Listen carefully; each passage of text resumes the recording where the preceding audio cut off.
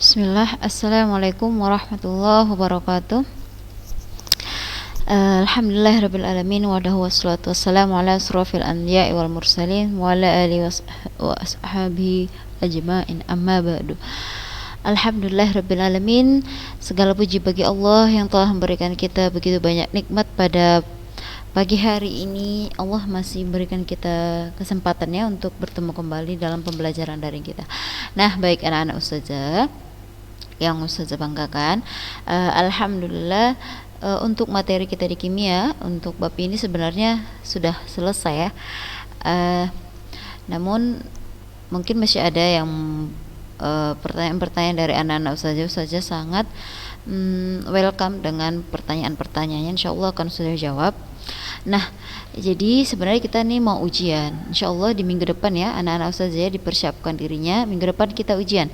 Maka dari itu sebelum persiapan ujian kita mau murojaah dulu nih, murojaah. Nah, adapun anak-anak ustazah kalau udah punya buku bagus, alhamdulillah, itu bukunya kita gunakan ya, itu yang akan kita gunakan. Nah, jadi nih kita memurojaah lah dulu nih ya. Sebelum jadi hari ini intinya kita murojaah materi anak-anak ustazah ya. Jadi kita membahas tentang atom. Atom itu disusun oleh bagian-bagiannya itu elektron, proton dan juga neutron ya. Ini adalah gambar atom. Ini gambar atom dari si Rutherford ini ya. Ada elektron itu yang ditemukan oleh J.J. Thomson ya kan, melalui percobaannya. Lalu ada proton dan juga yang ditemukan oleh Rutherford dengan menggunakan percobaan penembakan partikel alfa pada lempengan emas ya. Nah, ada neutron. Nah, ini pembahasan kita kemarin itu ada namanya nomor atom, nomor massa, isotop, isoton, isobar dan isoelektron ya kan. Nah, jadi kita sudah membahas yang namanya nomor atom. Ada kita kemarin ustazah memperkenalkan SPU, Sistem Periodic Unsur, tabel periodik ya. Jadi ada namanya nomor atom, di mana nomor atom atau biasanya disimbolkan dengan Z, nomor atom itu sama dengan jumlah proton ya, sama dengan jumlah proton. Di mana pada atom netral jumlah proton sama dengan elektron, tapi kalau dia tidak netral atau dia atomnya bentuk ion, jumlah proton itu sama dengan jumlah elektron itu adalah jumlah protonnya dikurang dengan muatannya ya. Jadi dimana kalau dia punya ion ada namanya ion positif, ion negatif. Ion positif itu namanya adalah kation, ion negatif itu namanya adalah anion ya. Nah, kalau nomor massa yang dikatakan dengan nomor massa itu adalah jumlah proton ditambah dengan neutron atau jumlah nomor atom dengan neutron, itulah dia nomor massa. Jadi ini adalah untuk notasi unsur. Ini X ini adalah misalnya lambang unsurnya, Z itu adalah nomor atomnya atau nomor protonnya, dan A adalah nomor massa. Contohnya ini F919 berarti unsurnya adalah unsur F fluor, nomor atomnya 9, nomor massanya adalah 19. Berapa protonnya? 9. Berapa elektronnya? 9. Berapa nomor atomnya? 9. Nomor massanya berapa? 19. Berapa elektronnya? 9, karena kebetulan atom netral ya. Ini 19 adalah nomor massanya. Jadi kalau mau mencari neutron 19 dikurang 9. Sekedar mereview. Lalu ada materi kita tentang isotop, isoton, isobar, isoelektron. Kalau yang dikatakan dengan isotop itu unsur yang gabungan yang unsur-unsurnya sama, nomor atomnya sama, nomor massanya berbeda, 13, 14, 15 ya kan. Sedangkan kalau isoton itu dia yang memiliki atom yang memiliki neutronnya sama, isoton, neutronnya sama, unsurnya beda ya, unsurnya beda, nomor atomnya beda, nomor massanya beda, yang sama adalah neutronnya. Kalau isobar yang memiliki nomor massa sama. Jadi contohnya, C di sini nomor massanya 13, di sini N juga nomor massanya 13. Kalau isoelektron, maju isoelektron berarti yang sama adalah elektronnya. Ini kalau kita cari elektronnya udah kita butuhkan kemarin ya. Elektron antara Na plus 1123 dan F 919 minus ini sama-sama ya. Nah, massa atom relatif kemarin sudah baru sekilas ya. Perkembangan model atom ini sudah kita mulai dari Dalton, Thomson, Rutherford, lalu Bohr dan juga ya modern atau mekanika kuantum ya. Mana model atom Dalton dia katanya atom itu bulat, sederhana, bulat pejal. Lalu datang atom Thomson dia mengatakan bahwa atom itu ada elektron ada elektron tersebar merata pada permukaannya yang bermuatan negatif katanya, makanya dikatakan dengan sebagai model atom Rotiki-Smith. Lalu perkembangan model atom Rutherford seperti inilah dia. Jadi dia sudah mulai menemukan inti atom ya. Ada inti atomnya katanya, lalu ada kulitnya. Mana inti atom itu bermuatan positif katanya. Lalu ini model atom Bohr ya, dimana ada atom itu katanya ada inti, ada kulit. Di inti itu ada proton dan neutron, sedangkan di kulit itu ada terdapat elektron. Dan yang terakhir adalah perkembangan model atom mekanika kuantum yang dikembangkan oleh beberapa ilmuwan ya. Ada Louis de Broglie, Wolfgang Pauli, Erwin Schrödinger dan Heisenberg. Jadi ini adalah menggunakan asas ketidakpastian bahwa kedudukan elektron itu tidak dapat dipastikan secara pasti, nggak bisa ditentukan. Hanya yang bisa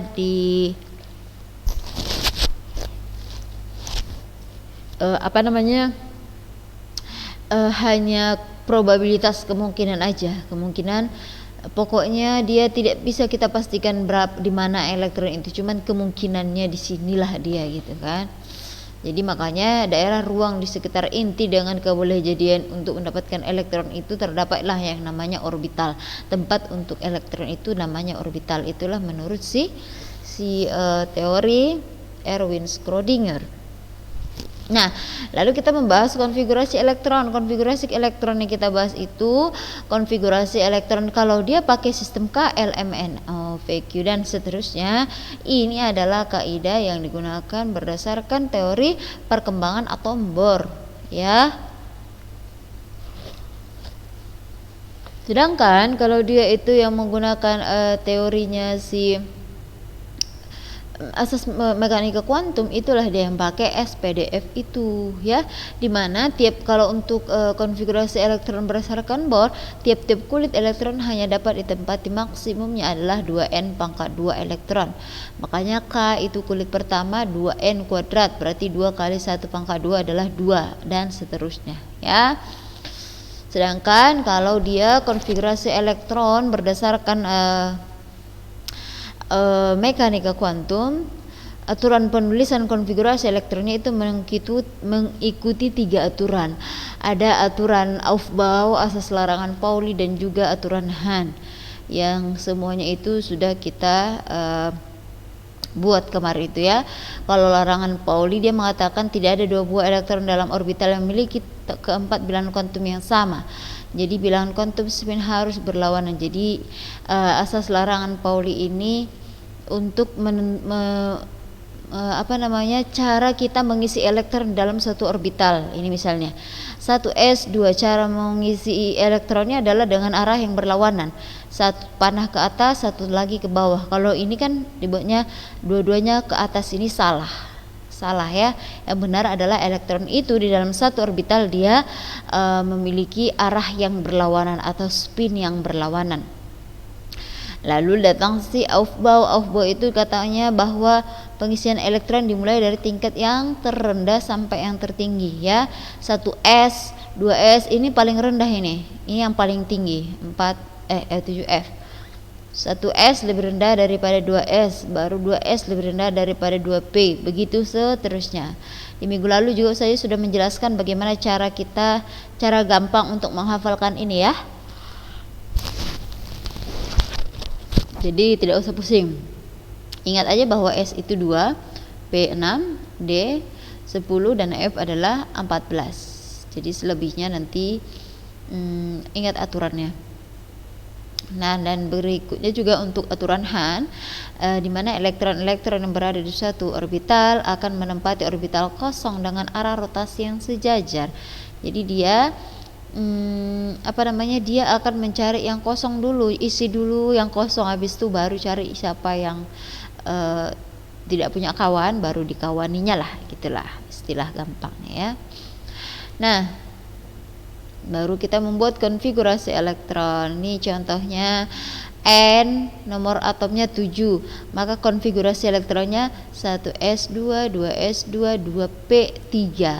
Jadi caranya kita hitung nih sampai 7 semua elektronnya ini. 2 tambah 2 tambah 3, 7 kan? Nah, udah selesai. Ini Mg 12. 1s2, 2s2, 2p6, 3s2, 10, 12. Pas. Seperti itu ya. Oke. Lalu kita belajar yang namanya elektron valensi. Elektron valensi itu adalah elektron yang ada pada subkulit paling luar. Nah, ini contohnya Ca20.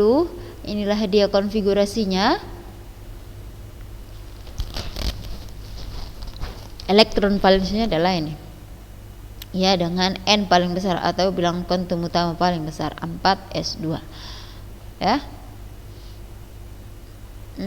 Bilangan kuantum ini yang materi kita yang kemarin ya. Bilangan kuantum itu ada 4. Bilangan kuantum utama, azimut, magnetik, dan bilangan kuantum spin.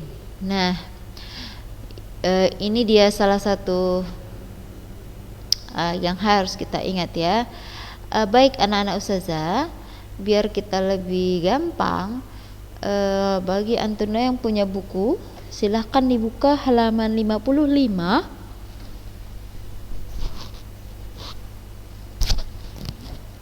Tadi kan kita judulnya ini murojaah ya, jadi kita mau murojaah materi kita dari halaman 55 itu ya.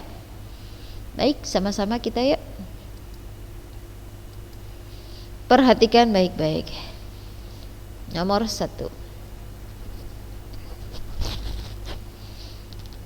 Apakah yang dimaksud dengan konfigurasi elektron?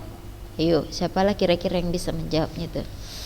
Berdasarkan materi yang sudah kita bahas itu, apalah itu yang dikatakan dengan konfigurasi elektron? Konfigurasi, kalau yang dikatakan konfigurasi itu berarti susunan ya.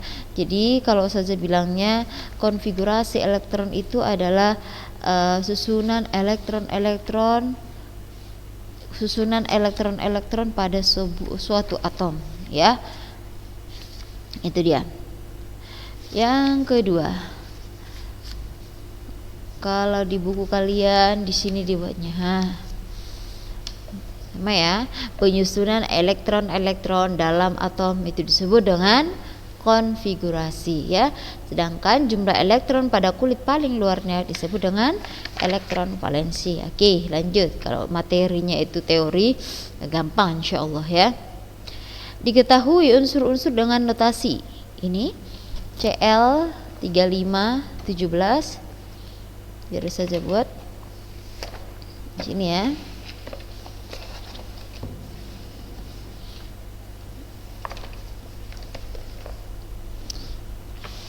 Ini diketahui unsur-unsur dengan notasi Cl1735. Saja buat dulu Cl1735. Sudah, buatlah konfigurasi elektronnya. Sekarang saya buat konfigurasi elektron berdasarkan Bohr dulu. Ingat ya, kalau kita anak-anak ustazah mau membuat konfigurasi elektron, tadi konfigurasi elektron itu adalah susunan elektron pada atom ya. Bagaimana susunan elektron di atom?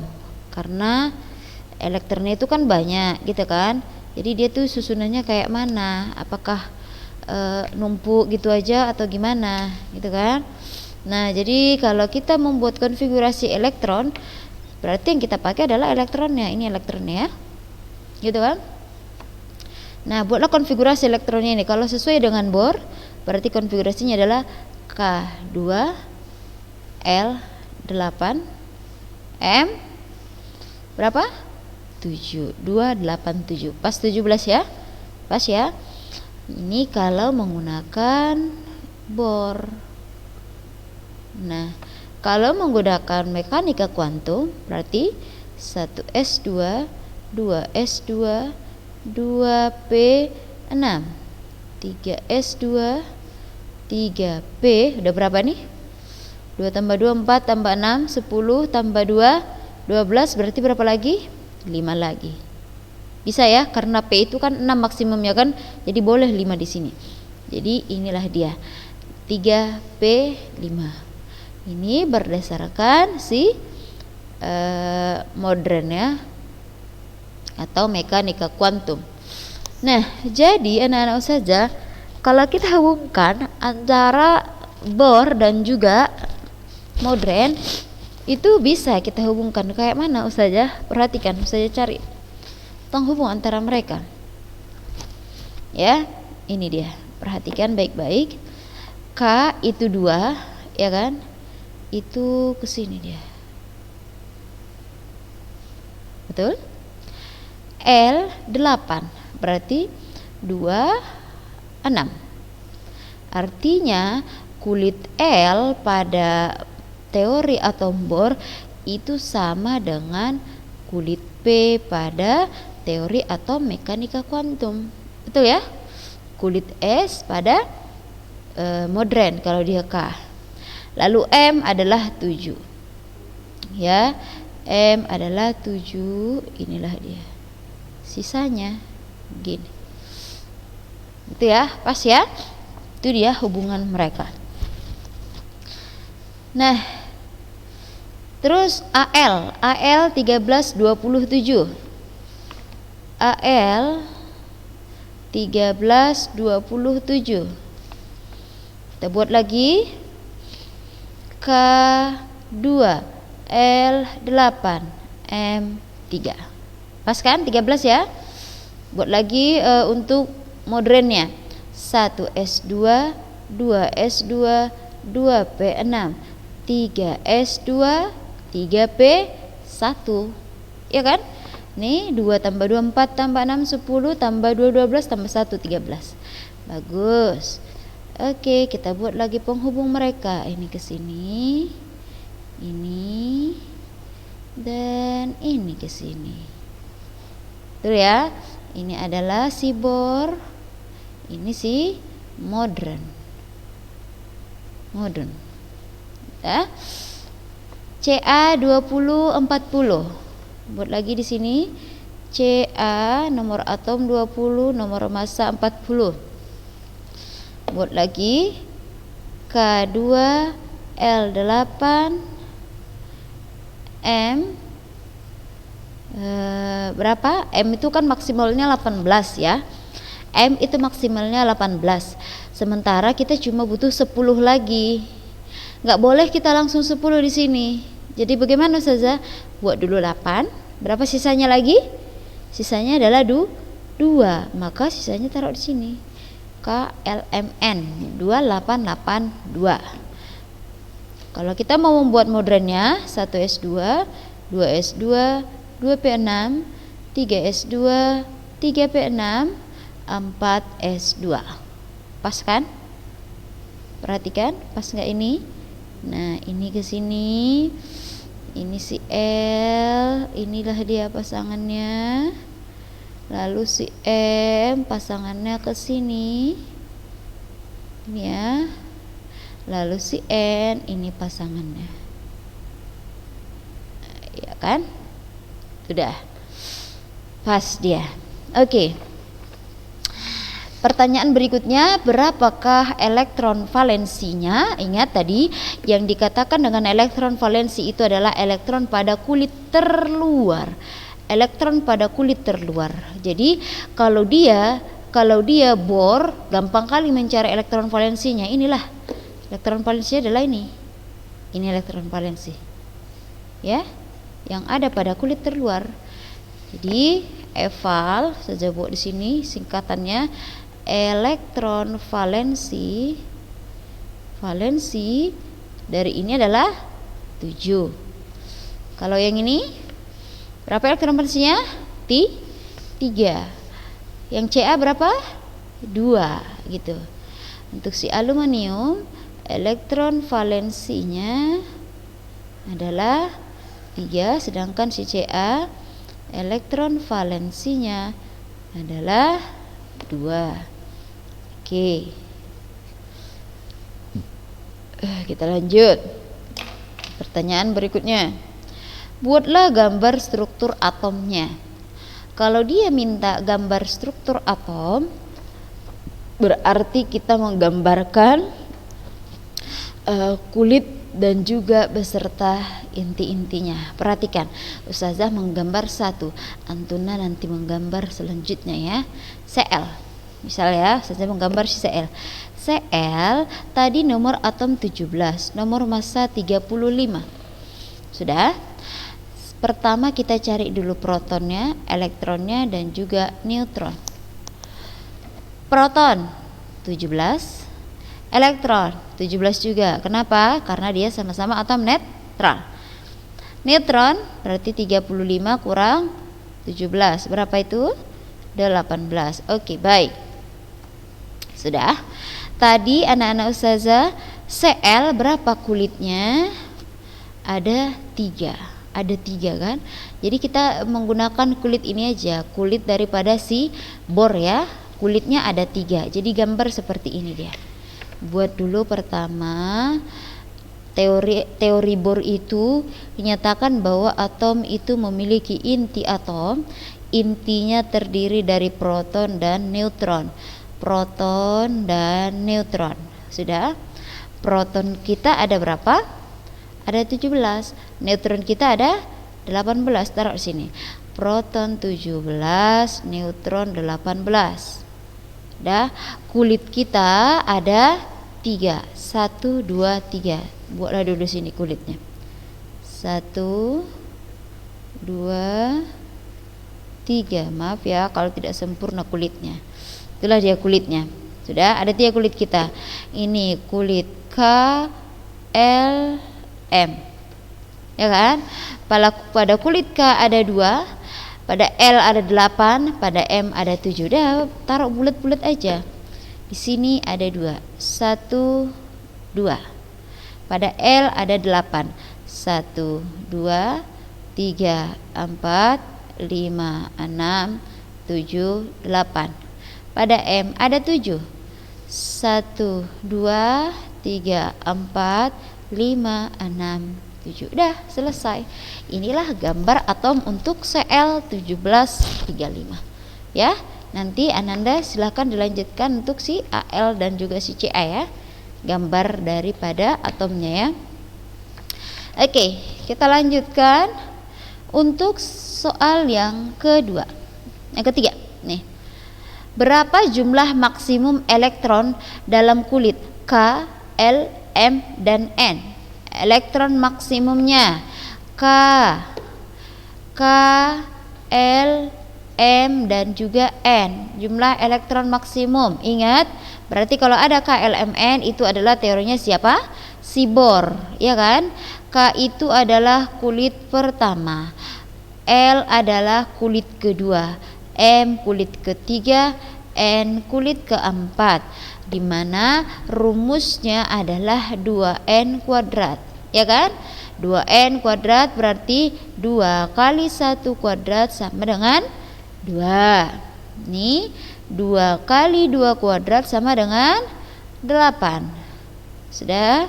Ini 2 kali 3 kuadrat sama dengan 18 untuk si N. 2 kali 4 kuadrat sama dengan 32. Ada, selesai. Inilah dia elektron maksimum pada kulit K, L, M, N dan seterusnya. Baik,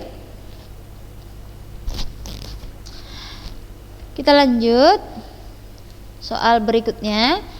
Apabila diketahui nilai N sama dengan 1 dan N sama dengan 3, manakah yang memiliki ukuran orbital yang lebih besar? Ukuran orbital di sini maksudnya berarti adalah jumlah daripada orbitalnya. Jadi kan Ustazah sudah mengatakan bahwa setiap subkulit itu memiliki yang namanya orbital. Subkulit S itu memiliki orbitalnya 1. Subkulit P memiliki orbital 3. Subkulit D orbitalnya adalah 5. Subkulit F orbitalnya adalah 7. Ini kan? Jadi dia bilang, apabila diketahui nilai N sama dengan 1 dan N sama dengan 3, manakah yang memiliki ukuran orbital yang lebih besar? Tentunya semakin besar nilai N-nya, maka akan semakin besar pula orbitalnya, ya. Berarti di sini yang lebih banyak orbitalnya adalah, yang lebih besar ukurannya adalah N sama dengan 3, ya. Kita lanjut nomor 5. Perhatikan, suatu elektron mempunyai bilangan kuantum utama 4, N-nya 4. Kita buat dulu. Diketahui bilangan kuantum utamanya adalah 4. Terletak di kulit manakah elektron tersebut? Subkulit apa saja yang terdapat pada kulit tersebut? Ya, terdapat di kulit manakah elektron tersebut? Di kulit mana? Kalau N sama dengan 4, jadi kalau kita coba tadi pada soal-soal yang barusan kita buat, ini contohnya nih. Ini N-nya sama dengan 4 ini kan? Ini baru soal kita yang N ada 4 kan? Nah, jadi ternyata subkulit N orbital bilangan kuantum utamanya 4 itu dimulai dari kulit N, ya. Dimulai dari kulit N. Ada ya? Apabila suatu elektron terletak di kulit L, tentukanlah harga M-nya. M-nya itu berarti bilangan bilangan kuantum magnetik. Suatu elektron terdapat di kulit L, ya, di kulit L. Tentukan harga M-nya. Nah, kita ambil yang ini saja, kulit L.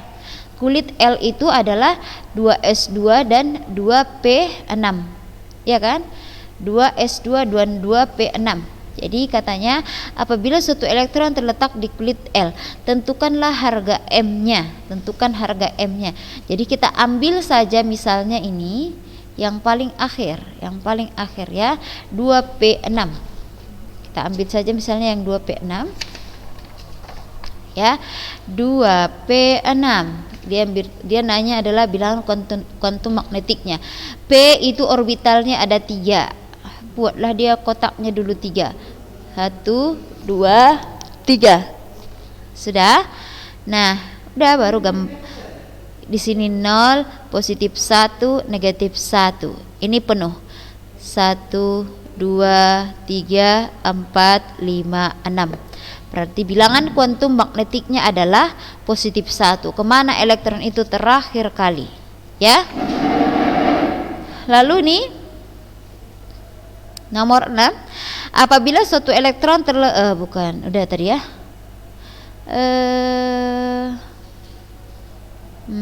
Manalah kita buat lagi ya. Inilah dulu kita buat. Nomor 9. Tuliskan konfigurasi elektron unsur Ag41 berdasarkan asas Aufbau. Berdasarkan asas Aufbau Ag41. Kita buat Ag41. Nah, jadi kalau anak-anak ustazah lupa urutan daripada elektronnya, tuliskan aja lagi gitu, ya. Silahkan dituliskan lagi urutannya. Kalau kita mau membuat balik lagi gitu kan. Ag41 berarti 1s2, 2s2, 2p6, 3s2, 3p6, 4s2, lalu 3d10. Coba hitung. 10, 20, 30, masih 30. Lanjut, setelah 3d berarti 4p. Udah berapa tadi? 30 ya. 6, sini 5s2. 8, 10, 20, 30, 38. 38 berarti 3 lagi, ya. setelah 5S 4D 4D3.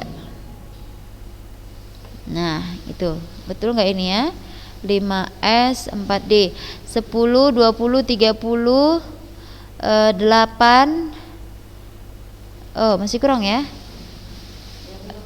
8 tambah, iya betul sudah.